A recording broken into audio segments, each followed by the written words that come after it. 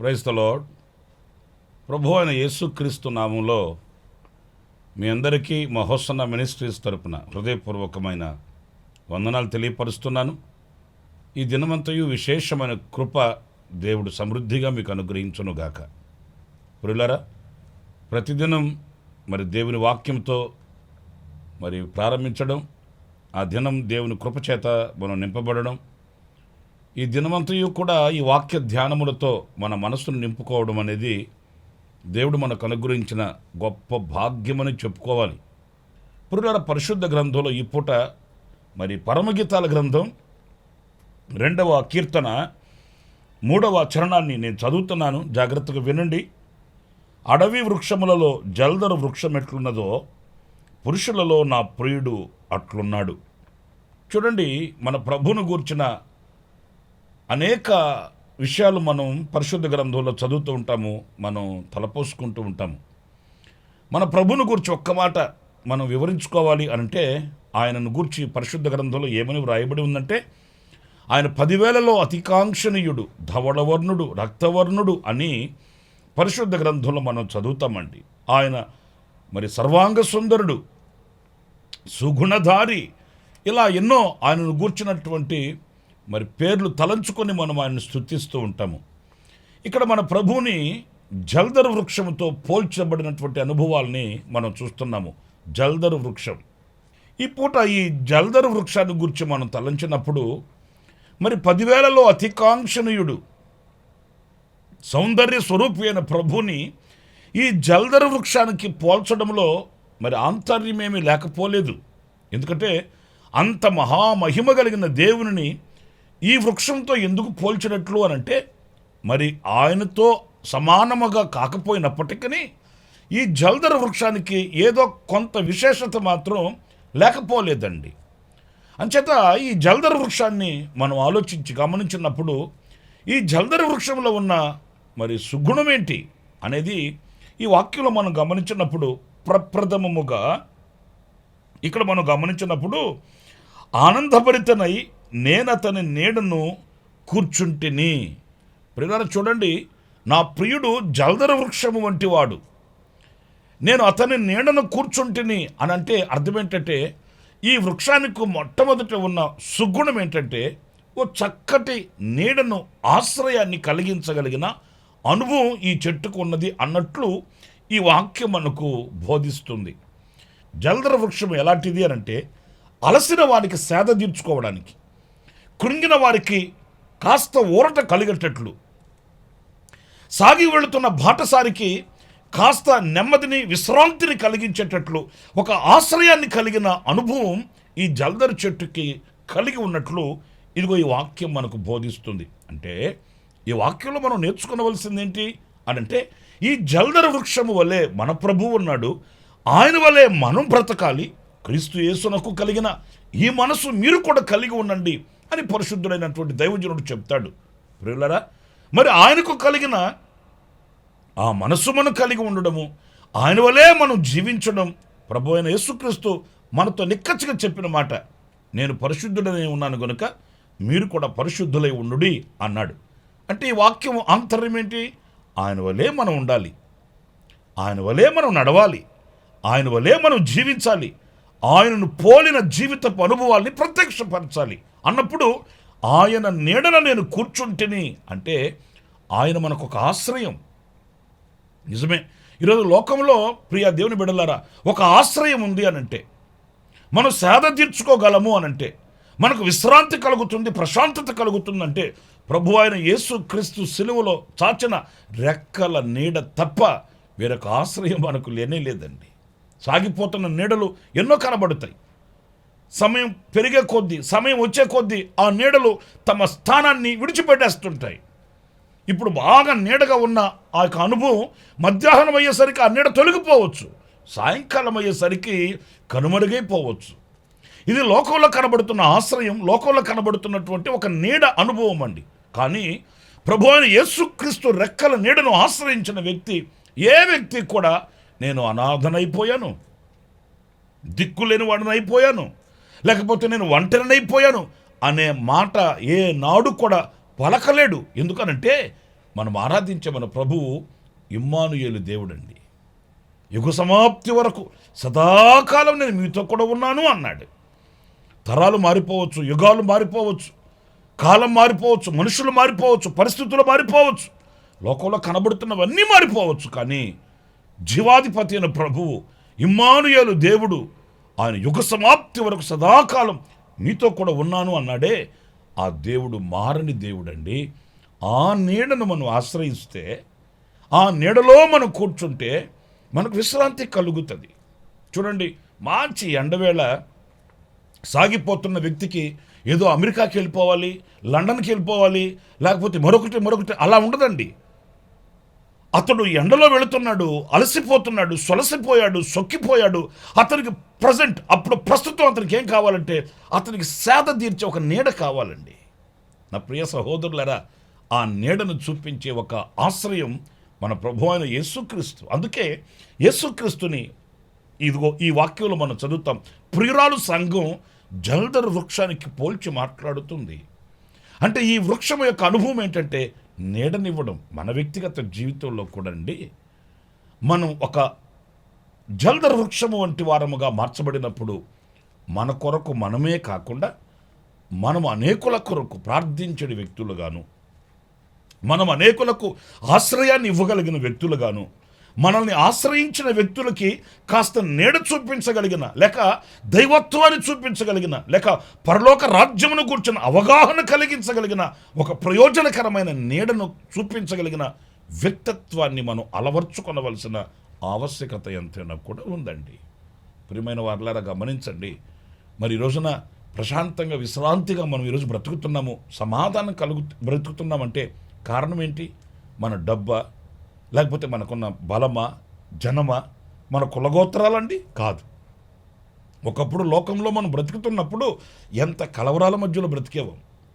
ఒకప్పుడు లోకంలో ఉన్నప్పుడు మనల్ని వెంబడిస్తున్న శాపం ఏంటి, మనల్లో గుండెల్లో ఉన్న కలవరం ఏంటి? ఈ రోజున ఆయన రెక్కల నీడను మనం ఆశ్రయించాం కనుక, ఆయన కౌగిలికి వచ్చాం కనుక ప్రశాంతంగా, విశ్రాంతిగా, విశ్వాసంతో, ఆశీర్వాదకరంగా, దీవెనకరంగా మనం బ్రతకగలుగుతున్నాం. ఆ నీడలో విశ్రాంతిగా ప్రభువుని స్తుతించగలుగుతున్నాం. ఈ నెమ్మది అయిన బ్రతుకు ఆయన నీడలో మనకు కలిగింది. ఆయన జల్దరు వృక్షము వంటి వాడు. ప్రియులారా, ఇంకొక మాట కూడా ఈ జల్దరు వృక్షాన్ని గురించి మన పరిశుద్ధ గ్రంథంలో చదివితే, ఇదే పరమగీతాల గ్రంథంలోనే 2వ కీర్తనలో 5వ వాక్యాన్ని నేను చదువుతున్నాను, జాగ్రత్తగా వినండి. ప్రేమాతిశయము చేత నేను మోర్చలుచున్నాను, ద్రాక్ష పండ్ల ఎడలు పెట్టి నన్ను బలపరచుడి, జల్దరు పండ్లు పెట్టి నన్ను ఆదరించుడి. ఎంత శ్రేష్టమైన మాట చూడండి.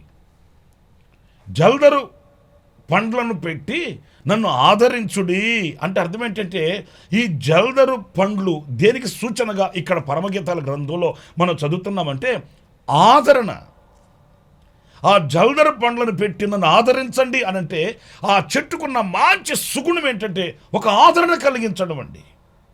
ప్రియ దేవుని బిడ్డలారా, ఈరోజు కోట్లు ఉండొచ్చు మనిషికి, ఓ భవంతులు ఉండొచ్చు, లేక ఎంతో ఉన్నతమైన స్థానాలు ఉండొచ్చు.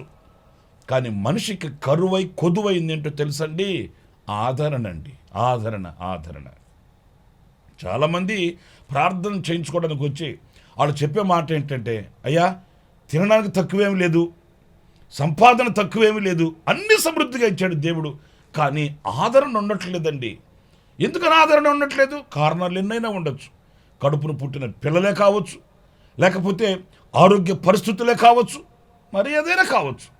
ఈరోజు మనిషికి ఆదరణ ఉండట్లేదండి. ప్రియమైన దేవుని బిడ్డలారా, నేను అనకూడదు, మీరు కొంచెం బాధపడకండి. కొన్ని కుటుంబాలకి మనం వెళితే కనీసం పరామర్శించి ఒకరినొకరు అర్థం చేసుకొని ప్రేమ అనురాగాలతో సంతోష సమాధానాలతో జీవితం ముందుకు వెళుతున్నట్టు మనం చూడలేమండి. ఏదో భారంగా జీవితాన్ని ఇడ్చుకొని వెళుతూ ఏకాకిగా అందరూ ఉంటారండి, కానీ ఏకాకిగా జీవించే అనుభవాలలో విరక్తి కలిగి ఎందుకొరకు బ్రతకాలి, ఎవరి కొరకు బ్రతకాలి, దేని కొరకు బ్రతకాలి, ఇదే ప్రశ్నలతోనే ముందుకు వెళుతున్న అనుభవాల్ని కొన్ని కుటుంబాల్లో మనం చూస్తుంటామండి. నాకు ఒక తండ్రి తెలుసు, వృద్ధాప్యంలో ఇంచుమించు ఆయనకు ఒక 80 సంవత్సరాలు ఉంటాయండి. ఆయన ప్రార్థన చేయించుకోవడానికి ఒక రోజు వచ్చి నా దగ్గర కన్నీరు మున్నీరుగా ఏడుస్తుంటే నాకు గుండె ద్రవించిందండి. ఎందుకంటే ఆ వయసులో అలాగా ఆయన కుమిలి కుమిలి ఏడుస్తున్నాడు. నేను అన్నాను, ఏంటి పెద్దయ్య, ఎందుకు అలా ఏడుస్తున్నారు, ఏమైంది అట్లా అంటే ఆయన చెప్తున్నాడండి, నేను ఎప్పటికీ మర్చిపోలేనండి. ఆయన ఆ వృద్ధాప్యంలో ఉన్న తండ్రి గడగడ వణికిపోతూ ఆయన అన్నాడు, అయ్యా ముందు కొంచెం నాకు అంత అన్నం పెట్టించండి, అది తిన్న తర్వాత నేను మాట్లాడతాను, నాకు దడొచ్చేస్తుందండి అని ఏడుస్తున్నాడండి. ఇప్పుడు కదా పెద్దయ్యకి కొంచెం భోజనం పెట్టించి తర్వాత నిమ్మలంగా ఆయన అడిగితే ఆయన కన్నిటికి అవధులు లేవండి. 4 పిల్లలు ఉన్నారయ్యా, 4 పిల్లలు ఉన్నారు, కానీ కొంచెం అంత అన్నం పెట్టి నన్ను పోషించేవాడు ఎవడూ లేడయ్యా, ఎవరు పట్టించుకోరు. నేను అంటాను, మరి 4 పిల్లల్ని కని పెంచి పెద్ద చేసి గొప్పవాళ్ళని చేసి ఈ రోజున ఆదరణ అనే ఫలాన్ని పొందుకోగలుగుతున్నాడండి. ఆ వృద్ధాప్యంలో అంత అన్నం పెట్టి ఆకలి తీర్చే తనయుడు లేకుండా పోయాడండి. మరి నేను అంటాను, వాళ్ళ కొరకు ఎందుకు ప్రయాసపడ్డట్టు, ఎందుకు కష్టపడ్డట్టు, వాళ్ళ కొరకు ఎందుకు రక్తం మరి చెమటగా మార్చి శ్రమపడి పెద్దవాళ్ళని చేసి గొప్పవాళ్ళగా చేసినట్లు. నిజమే, ఈరోజు మనిషికి లోకంలో ఆదరణ లేదండి. మీకు ఇంకొక మాట కూడా చెప్తాను, మరి 4 పిల్లల్ని కని ఆయనకు ఆదరణ లేదు. మరి కొన్ని కుటుంబాలకు వెళితే వాళ్ళు కన్నీరు మున్నీరుగా ఏడుస్తుంటారు. ఎందుకంటే ఏమండి, వివాహం అయ్యి 12 సంవత్సరాలు అయింది, 14 సంవత్సరాలు అయింది, 16 సంవత్సరాలు అయింది, పిల్లలు లేరండి అని వాళ్ళు ఏడుస్తున్నారు. నేను ఎందుకు ఈ మాటలు చెప్తున్నానంటే, ఉన్నవానికి ఆదరణ లేదు, లేనివానికి ఆదరణ లేదు. మరి ఎవరికి ఉన్నట్లు? ఇదిగో పరిశుద్ధ గ్రంథం చెప్తుంది, ఆయన దగ్గర మనకు ఆదరణ ఉందండి. నా ప్రియమైన సహోదరులారా, లోకంలో మనకు కలిగిన వాటి వలన, కలగబోయే వాటి వలన కాదు, కానీ సర్వశక్తి కలిగిన దేవుని దగ్గర, మన ప్రభు అయిన యేసు క్రీస్తు దగ్గర మనకు ఆదరణ ఉంది. ఎందుకంటే ఆయన జల్దరు వృక్షము వంటి వాడు. ఆ పండ్ల చేత, ఆ ఫలముల చేత, ఆయన క్రియల చేత, ఆయన సుగుణముల చేత మనకు ఆదరణ కలుగుతుందండి. ప్రియులారా, నేను ఒక్క మాట మీద చెప్పగలుగుతాను, తల్లిదండ్రులు ఇవ్వలేని ఆదరణ, కడుపును పుట్టిన బిడ్డలు ఇవ్వలేని ఆదరణ, కన్నవాళ్ళు కొన్నవాళ్ళు ఉన్నవాళ్ళు ఇవ్వలేని ఆదరణ. నా ప్రియ దేవుని బిడ్డలారా, ఇదిగో ఈరోజున నా ప్రభు అయిన యేసు క్రీస్తు దగ్గర మీకు కలుగుతుంది, మీకు దొరుకుతుంది. ఆయన చెంతకు వెళితే ఆదరణ కలిగి బ్రతకగలుగుతారు. ఆస్తులు ఉండొచ్చు, లేకపోవచ్చేమో, కానీ ఆదరణ కొదువు కాదండి. బడబాగ్ని జ్వాలలలోనైనా, ఇరుకైనటువంటి మార్గాలలోనైనా, ఒంటరిగా ఇంటి మీద ఒంటిగా ఉన్న పిచ్చుక వలె ఉన్నప్పటికీ వీడని ఆదరణ ప్రభు అయిన యేసుక్రీస్తు వలన కలుగుతుందనే మాట సత్యమండి. ఒకవేళ అలసి సొలసి సొక్కి సొమ్మసెల్లిపోయి విసికి వేసారిపోయి ఆదరణ కరువై కొదువైన పరిస్థితుల్లో, నా ప్రియ సహోదరులారా, దిక్కు తెస తెలియని పరిస్థితుల్లో ఒకవేళ నీవు నిలిస్తే, ఇదిగో ఈ మాట నీతో చెప్తుంది. ఈ మాట, ఆదరణ కావాలనుకుంటే ఆదరణకు కర్త అయిన దేవుని దగ్గరికి వెళితే ఆయన ఆదరణ కర్త గనుక ఆ ఆదరణ నీకు ప్రసాదిస్తాడు. ఆయన జల్దరు వృక్షము వంటి వాడండి. జల్దరు వృక్షానికి ఆదరణ. చివరిగా మరొక మాట కూడా నేను మీతో చెప్తాను. ఇదే పరమగీతాల గ్రంథంలో 7వ కీర్తన 8వ చరణాన్ని నేను చదువుతున్నానండి. తాళవృక్షము నెక్కుదననుకుంటుని, దాని శాఖలను పట్టుకుందననుకుంటుని, నీ కుచములు ద్రాక్ష గెలవలేనున్నవి, నీ శ్వాస వాసన జల్దరు ఫల సువాసన వలెనున్నది. పిల్లలారా చూడండి, ఇక్కడ నీ శ్వాస వాసన జల్దరు వృక్ష ఫలము వలె ఉన్నది అంటే, ఈ జల్దరు వృక్షానికి ఉన్న మరొక సుగుణం ఏంటంటే మంచి సువాసన అండి. ఈ జల్దరు వృక్షానికి ఉన్న అనుభవం ఏంటంటే అనేకులను ఆకర్షించగలిగిన మంచి సువాసన కలిగినటువంటి అనుభవం అండి. పురిలారా, ఇక్కడ నేను మీతో చెప్పాలనుకున్న మాట ఏంటంటే, ఈ జల్దరు వృక్షానికి ఆ సువాసన ఉంది కనుక దారిని వెళ్ళేవాళ్ళు, మార్గాన నడిచి వెళ్ళేవాళ్ళు, యాత్రికులైన వాళ్ళు కాస్త ఆ నీడకొచ్చి కూర్చుంటారండి. దీన్ని సువాసన అనేది పరిశుద్ధ గ్రంథంలో మనం గమనిస్తే సాక్ష్యపు జీవితానికి సూచనగా మనకు కనిపిస్తుంది. మన ప్రభు అయిన యేసుక్రీస్తుని గురించి ఈ పరమగీతాల గ్రంథంలో మనం చదువుతాము. అదేంటంటే, నీవు సువాసన కలిగిన తైలమును పూసుకొని ఉన్నావు అని వ్రాయబడి ఉంది. అంటే ఆ సువాసనని వెదజల్లే అనుభవం ఉంది కనుక అనేకులు పరిగెత్తుకొని వచ్చి ఆ నీడను కూర్చుంటారు. నేను ఒక్క మాట నేను మిమ్మల్ని స్వతంత్రంగా అడుగుతున్నానండి, అధికారంతో కాదు, స్వతంత్రంగా అడుగుతున్నాను. ఈ రోజున అలాంటి సువాసన కలిగిన సాక్ష్యపు అనుభవం ఈరోజు మనకు కలిగి ఉన్నామా అండి? ఆ సువాసన కలిగిన అనుభవాలలో, మంచి సాక్ష్యం కలిగిన అనుభవాలలో మనం చూచిన వాళ్ళు అనేక మంది సిలువ వైపు ఆకర్షించబడినట్లు, ప్రభు రెక్కల నీడకు పరుగెత్తుకుని వచ్చేటట్లు ఆ మంచి మధురమైనటువంటి అనుభవం కలిగిన సాక్ష్యపు అనుభవాన్ని ప్రియులారా మనం పొందుకొని ఉన్నామా అంటే కాస్త మనం ఆలోచించవలసిన అనుభవం కదా. ఎందుకంటే ఆరాధనలకు వెళ్ళడం వేరు, బైబిల్ చదవడం వేరు, ప్రార్థనలు చేయడం వేరు, సాక్ష్యం సంపాదించుకోవడం వేరండి. ఇవన్నీ ఒకవైపు అయితే వీటన్నిటికీ ధీటుగా ఇటువైపు ఇదిగో ఈ సాక్ష్యపు అనుభవం కనిపిస్తుందండి. పరిశుద్ధ గ్రంథం ఆనవాయితీగా వాడుకగా చదివే వాళ్ళు సమాజంలో ఈరోజు సాక్ష్యం కలిగి ఉన్నారా అంటే దానికి మనం సమాధానం చెప్పలేం కదా. ఆదివారం ఆచారంగా అడుగులు వేస్తూ ఆరాధనలో పాలు పొందే వాళ్ళు సాక్ష్యం కలిగి ఉన్నారా అనంటే మనం చెప్పలేం కదండి. మరి ఎవరు సాక్ష్యం కలిగి ఉంటారు అనంటే ఈ జల్దర వృక్షము వలె జీవితాన్ని మలుచుకొని మార్చుకొని ఆయనను హృదయంలో చేర్చుకొని ఆయనతో సహజీవనం చేయగలిగిన వ్యక్తులు ఈ సాక్ష్యపు అనుభవాన్ని కలిగి ఉండగలుగుతారండి. పిల్లరా, లేఖనాల్లో మనం చదువుతామండి, సమరయ స్త్రీని గురించి మనం చాలాసార్లు చదువుతుంటాము. ఆమె పట్టణంలోకి వెళ్ళి, ఊర్లోకి వెళ్ళి అనేకుల్ని యేసుప్రభు దగ్గరకు తీసుకుని వచ్చిందట. దేనిని బట్టి తీసుకుని వచ్చింది?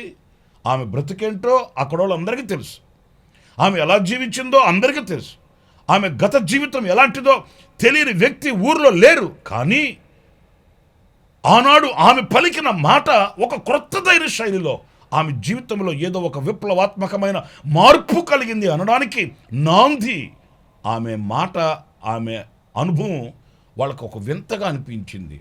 ఆమె సాక్ష్యం ఆ ఊర్లో అనేకుల్ని ప్రభు దగ్గరకు తీసుకుని వచ్చిందండి. నా ప్రియమైన సహోదరులారా, ఈ రోజున మన ప్రభు అయిన యేసుక్రీస్తుని గురించి మనం చదివితే, ఎందుకంటే ఆ జల్దర వృక్షంతో పోల్చారు కదా ప్రభుని, మన ప్రభుని గురించి మనం ఒక్క మాట నేను సందర్భానుసారంగా చెప్తున్నాను. ఈ రోజున ప్రపంచంలో ఏ నలుదిక్కుకు వెళ్ళినా యేసుక్రీస్తు అంటే వెంటనే పలికే మాట హోలీ గాడ్, ఆయన పరిశుద్ధుడైన దేవుడు. ఆయనలో ఏ మాత్రం ఒక మచ్చ చూపించలేరండి. ప్రపంచంలో ఏ నరుడు యేసుక్రీస్తుని ఎరిగినవాడు ఎవడైనా యేసుక్రీస్తుని గురించి చెప్పగలిగిన సాక్ష్యం ఏంటంటే ఆయన హోలీ గాడ్, ఆయన పరిశుద్ధుడైన దేవుడు. మరణములో సహితం పాపిని హక్కును చేర్చుకోగలిగిన వాడు, మరణములో సహితం శత్రువును క్షమించగలిగిన వాడు, పాపము లేని పరిశుద్ధుడైన దేవుడు ఈ ప్రపంచంలో ఒకే ఒక్కడు, ఆయనే నజరేయుడైన యేసు. ఆయన అంత సాక్ష్యం కలిగిన వాడు. ఆయనను వెంబడించుచున్న మనం, ఆయనను ఆరాధించుచున్న మనం, ఆయనను సేవించుచున్న మనం ఆ సువాసన కలిగిన అనుభవాన్ని అపేక్షించాలి. ఆ సువాసన చేత అనేకులను క్రీస్తు వైపు ఆకర్షించగలగాలి. అంతటి గొప్ప ఆధిక్యతను మనం సంపాదించుకోవాలి. అలాంటి కృప సమృద్ధిగా దేవుడు మనకు అనుగ్రహించాలి. ప్రార్థన చేసుకుందామా? తలలు వంచండి, కళ్ళు మూయండి. చిన్న ప్రార్థన. సత్యస్వరూపైన ప్రభువా, మీకు వందనాలు నాయన. జల్దర వృక్షము యొక్క విశేషతని మేము తలంచుకుంటూ వచ్చాము. అలాంటి బ్రతుకుని మేము కూడా ఆపాదించుకొని మీ కొరకై సాక్షిగా బ్రతుకుటకు సహాయం చేయమని ఈ మాటలు వినిన ప్రతి ఒక్కొక్కరిని మీ పాద సన్నిధికి అప్పగిస్తూ ఈ దినమంతు ఈ విశేషమైన కృప, దీవెన, సన్నిధి, సమృద్ధి నీ బిడ్డలకు అనుగ్రహించి నడిపించమని యేసు ప్రశస్త నామములో ప్రార్థించి వేడుకొనుచున్నాను తండ్రి. Amen, amen. ప్రభు మిమ్మల్ని దీవించి ఆశీర్వదించునుగాక. విశేషమైన కృప నా దేవుడు సమృద్ధిగా మీకు అనుగ్రహించుగాక. ఆమేన్. ప్రతి దినము ఈ అనుదిన కృపాను సందేశాల కొరకు, ఇంకా మరిన్ని ఆత్మ సంబంధమైన సందేశాల కొరకు ఈ మా యూట్యూబ్ ఛానల్ ని సబ్స్క్రైబ్ చేసుకోండి. Pastor Ramesh ministries.